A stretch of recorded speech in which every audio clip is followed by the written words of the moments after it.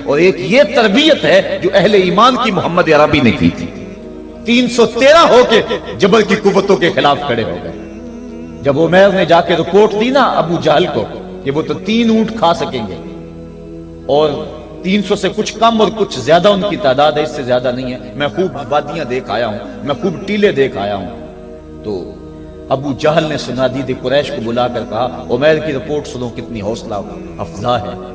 صبح لڑائی کی نوبت نہیں آئے گی، صبح تو رسیاں کٹھی کرو اور جکڑ جکڑ کے مسلمانوں کو اونٹوں کی پشتوں پہ باندھ لیں گے اور پھر سینے حرم میں جا کے کعبۃ اللہ کی دیواروں کے ساتھ باندھ دیں گے. لوگوں کو تماشا دکھایا کریں گے کہ یہ نیا دین لے کر آئے تھے اور یہ ان کا کیا حال ہے. جب اس نے رعونت بھرے اپنی زبان سے یہ جملے نکالے تو عمیر جو سارا منظر اپنی آنکھوں سے دیکھ کر آیا تھا، ابن حشام میں لفظ موجود ہیں، اس نے کہا وَلَٰكِنْ رَأَيْتُ يَا مَعْشَرَ قُرَيْشٍ الْبَلَايَا تَحْمِلُ الْمَنَايَا. اے قریش کے سرداروں اتنے بھی تکبر میں نہ آؤ، میں اپنی ان آنکھوں سے دیکھ کر آیا ہوں کہ یثرب کی اونٹنیاں اپنی پشتوں پہ نری موتیں اٹھا کے لے آئی ہیں. ان کے بدن پہ چیتھڑے ہیں، ان کے پیٹ کمر سے لگے ہوئے ہیں، لیکن وہ زخمی سانپوں کی طرح پیچ و تاب کھا رہے ہیں. کل ان میں سے کوئی نہیں مرے گا جب تک تم میں سے ایک ایک کو لڑ نہیں جاتا. تم تو یہ کہتے ہو رسیاں کٹھی کرو، میرا مشورہ مانتے ہو تو رات کے اندھیرے میں بھاگ سکتے ہو تو بھاگ جاؤ. اس قوم سے لڑنا تمہارے بس کا روگ نہیں ہے جو مرنے کے لیے آئی ہے. اتنی بڑی قوت کو دیکھ کر ان کے سینے میں خوف پیدا نہیں ہوا، بلکہ آپ جانتے ہیں بدر کی تاریخ گواہ ہے کہ 2 گھوڑے تھے. ایک روایت میں صرف ایک گھوڑا تھا، 6 زرہیں تھی، 8 تلواریں تھیں، 70 اونٹ تھے، اور جن کے پاس تلواریں نہیں تھیں انہوں نے کھجوروں کے ڈنڈے توڑ لیے اور ہواؤں میں لہرانے شروع کر دیے. جب یہ ملکوتی قافلہ مدینے سے باہر نکل رہا تھا، دکانوں پہ یہودی عیسائی بیٹھے تھے. انہوں نے کہا مسلمانوں کس بل بوتے پہ جا رہے ہو، کس برتے پہ جا رہے ہو، کون سا آسرا ہے تمہارا، آلات حرب و ضرب تو تمہارے پاس موجود نہیں، اتنی بڑی قوت سے ٹکرانے جا رہے ہو جو کیل کانٹے سے اور اسلحے سے آلات حرب و ضرب سے لیس ہو کے آئی ہے، تم مقابلہ کیسے کر پاؤ گے، کس بل بوتے پہ جا رہے ہو. حضور کملی اوڑے ساتھ ساتھ چل رہے تھے. صحابہ نے اشارہ کر کے کہا نہ تیغ و تیر پر تکیا، نہ خنجر پر نہ بالے پر، بھروسہ ہے تو اس سادی سی کالی کملی والے پر.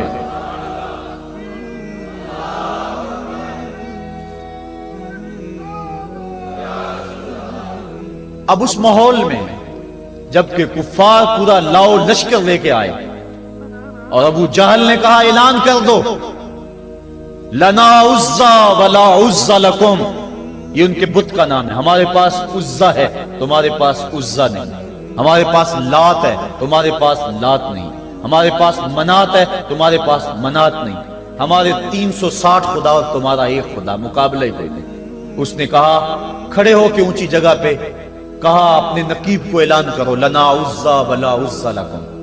حضور کے کانوں میں آواز پڑی، فرمایا علی تم بھی اونچے ٹیلے پہ کھڑے ہو جاؤ اور تم ان کو جواب میں کہو اللہ مولانا ولا مولا لکم، اللہ ہمارا مولا ہے تمہارا مولا کوئی نہیں ہے. اور پھر حضور نے سجدے میں سر رکھ دیا.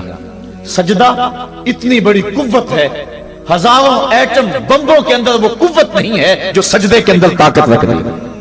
آج دنیا سے ہم ڈر رہے ہیں اس لیے کہ ہمارے سجدے چھن گئے ہیں، ہمارے سجدوں کی آبرو چھن گئی ہے، ہمارے سجدوں میں وہ حرارت اور گرمی نہیں رہی، وہ رقت اور وہ نرمی نہیں رہی.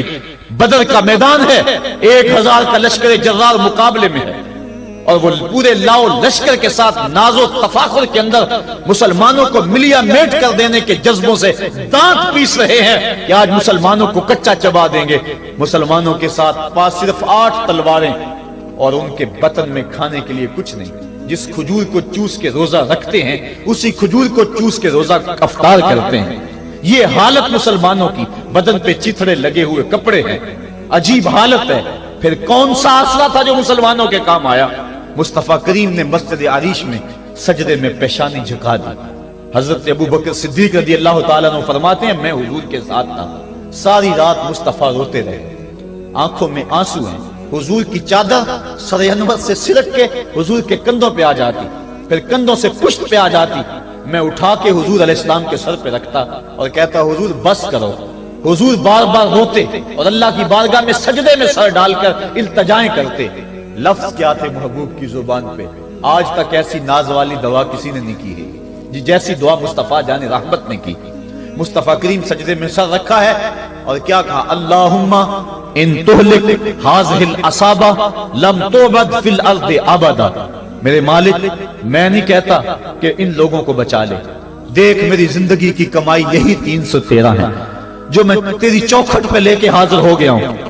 میری زندگی کا کل اثاثہ، میری زندگی کا کل سرمایہ کوہ ابو قبیس پہ کیے گئے درسوں کا نتیجہ، عکاظ کی منڈی کے اندر دیے گئے درسوں کا نتیجہ، اور ذی المجال کے میلے میں تیرے دین کی تبلیغ کا نتیجہ، طائف کے بازاروں میں پتھر کھا کھا کے جو تبلیغ کی اس کا نتیجہ، رستے میں گڑے، رستے میں بچتے ہوئے کانٹے، اور مکے کے بازاروں میں میرے بدن کے اوپر پڑتی ہوئی اوجریاں، میں نے پھر بھی تیرا کلمہ بلند کیا۔ میرے مالک میری پوری زندگی کا گداز، میری پوری زندگی کا سرمایہ، میری زندگی کے آنسو، میری زندگی کا رونا سینے حرم کے اندر کعبۃ اللہ کی چھاؤں کے میں سجدے کر کر کے، کوئی کبھی میں نے عمر مانگا، کبھی میں نے حمزہ مانگا، تیرے دین کے لیے میں نے جو ایک ایک کر کے تنکا جوڑا اور یہ ایک چھوٹا سا گھونسلہ بنایا، یہ گھونسلہ اب بجلیوں کی زد میں ہے، کفار کی بجلیاں اس گھونسلے کو جلا دینا چاہتی ہیں۔ میرے مالک میں یہ نہیں کہتا کہ میرا گھونسلہ اور میری یہ مٹھی بھر جماعت اور یہ چند میرے لوگ اور یہ میرا سرمایہ اور اثاثہ، میری پوری زندگی کی کمائی، میری جوانی کا سرمایہ جو میں نے تیرے سامنے لا کے رکھ دیا ہے، میں یہ نہیں کہتا ان کو بچا لے، لیکن میرے مالک اگر یہ نہ رہے تو قیامت تک پھر تجھے بھی خدا کوئی نہیں کہے گا۔ ان تہلک ہذہ العصابہ لم تعبد فی الارض ابدا، اگر یہ نہ رہے تو قیامت تک تیرے نام کے ڈنکے بجانے والے بھی دنیا پہ نہیں ہوں گے۔ یہ حضور نے اللہ کی بارگاہ میں دعا کی اور سجدے میں سر رکھا ہے۔ حضور علیہ السلام کی آنکھوں میں اشک جاری ہیں، سجدے سے قوت حاصل کی جا رہی ہے۔ دشمن کے مقابلے میں مصطفیٰ کریم سجدے میں سر رکھ کے اللہ سے آرزو کر رہے ہیں۔ حضرت سیدنا صدیق اکبر فرماتے ہیں، اچانک حضور نے سر اٹھایا، میں خوش ہو گیا کہ حضور کے چہرے پہ مسکراہٹ تھی۔ حضور مسکراتے ہوئے فرمایا، ابشر یا ابا بکر ھذا جبریل آخذ بعنان فرسہ، ابو بکر بشارت ہو، وہ جبریل اللہ کی مدد لے کر آ گئے۔ تو یہ سجدے تھے جن سجدوں نے ظالم اور جابر قوتوں کا منہ توڑ کے رکھ دیا۔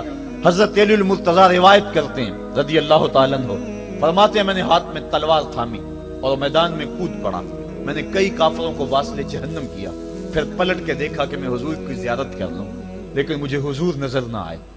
میں نے ڈھونڈا تو ایک سمت حضور نے پیشانی سجدے میں رکھی ہوئی تھی اور زبان پہ لفظ تھے، یا حیو یا قیوم، یا حیو یا قیوم۔ حضور یہ پڑھتے جا رہے تھے، یا حیو یا قیوم کا وظیفہ پڑھتے جا رہے تھے اور سجدے میں پیشانی تھی حضور کی۔ میں پھر دوبارہ آیا اس سجدے سے جوش لے کر، اس سجدے سے گرمی اور حرارت لے کر، اور پھر دشمن کی صفوں میں کود گیا۔ میں نے ایک کافر کو واصل جہنم کیا، پھر زیارت کے لیے واپس آیا، دیکھا تو پھر سجدے میں حضور نے سر رکھا ہوا ہے اور یہی کہہ رہے ہیں، یا حیو یا قیوم، یا حیو یا قیوم، یا حیو یا قیوم برحمتک استغیث۔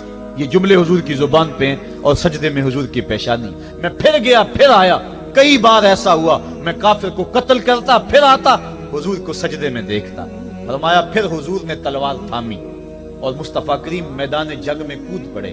لوگ بڑھ چڑھ کے دشمنوں پہ حملہ کرتے تھے، لیکن جو سب سے آگے کافروں کی صفوں میں کود کے حملہ کر رہا تھا وہ آمنہ کا لال محمد مصطفیٰ صلی اللہ علیہ وسلم تھا۔ تو سجدے سے وہ قوت ملتی ہے، سجدے سے وہ نور اور روشنی ملتی ہے کہ پورے زمانے میں اجالا کیا جا سکتا ہے۔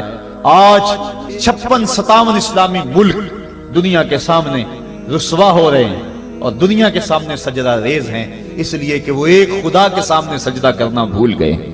ایک سجدہ جسے تو گراں سمجھتا ہے 1000 سجدے سے آدمی کو دیتا ہے نجات۔ آؤ اس کے حضور جھکو، اس کے حضور جھکنے والا کسی کے آگے نہیں جھکتا۔ سجدہ اس کو قوت دیتا ہے، تو راز کن فکاں ہے، اپنی آنکھوں پر عیاں ہو جا، خودی کا راز نہ ہو جا، خدا کا ترجمہ ہو جا، خودی میں ڈوب جا غافل، یہ سر زندگانی ہے، نکل کر حلقہ شام و سحر سے جاویداں ہو جا، گزر جا بن کے سیلے تندرو کوہ بیاباں سے، گلستان راہ میں آئے تو جوئے نغمہ خواں ہو جا۔ مالک کے حضور جب بندہ عزت سے سر جھکا دیتا ہے، اللہ کی رحمتیں بندے پہ نازل ہوتی ہے۔ ایک روایت میں آتا ہے جب بندہ نماز کے لیے کھڑا ہوتا ہے ابھی اس نے سجدے میں جانا ہوتا ہے، ابھی وہ قیام ہی کرتا ہے۔ اللہ فرماتا ہے میرے بندے کے گناہ جو ہیں اس کے بدن سے نکال کے ایک سمت کر دو، تاکہ میرا بندہ اس حالت کے اندر میرے حضور حاضر ہو کہ وہ گناہوں سے پاک اور صاف ہو۔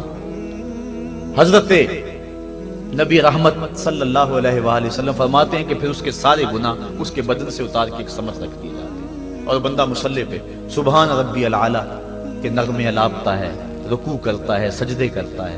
جب سلام پھیر کے نماز ختم کر کے دعا کر کے جانے لگتا ہے تو فرشتے عرض کرتے ہیں مالک یہ جو گناہ اتار کے ایک سائیڈ پہ رکھے تھے یہ دوبارہ اس کو دے دیں؟ اللہ فرماتا ہے جس کی جھولی سے گناہ نکال لیے تھے دوبارہ اس کی جھولی میں نہیں ڈالیں۔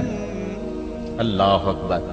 اور ایک روایت کے لفظ ہیں کہ جب بندہ نماز کے لیے کھڑا ہوتا ہے اس کے کندھوں کے اوپر سارے گناہ آ جاتے ہیں اور اس کے سر پہ اوپر گناہ آ جاتے ہیں۔ جب رکوع میں جاتا ہے تو کندھوں والے گناہ گر جاتے ہیں، اور جب بندہ سجدے میں سر رکھتا ہے تو اللہ تعالیٰ اس کے سارے گناہوں کو ختم کر دیتا ہے اور وہ بالکل پاک ہو جاتا ہے۔ حضرت سلیمان فارسی ایک دن ایک درخت کے نیچے کھڑے تھے، آپ نے درخت کی شاخ کو پکڑ کے جنبش دی، حرکت دی، موسم خزاں تھا، درخت کی شاخ کے سارے زرد پتے گر گئے۔ ایک صحابی پاس کھڑے تھے، انہیں پوچھنے لگے عثمان تو نے مجھے پوچھا نہیں کہ میں نے درخت کی شاخ کو یوں ہلایا کیوں ہے؟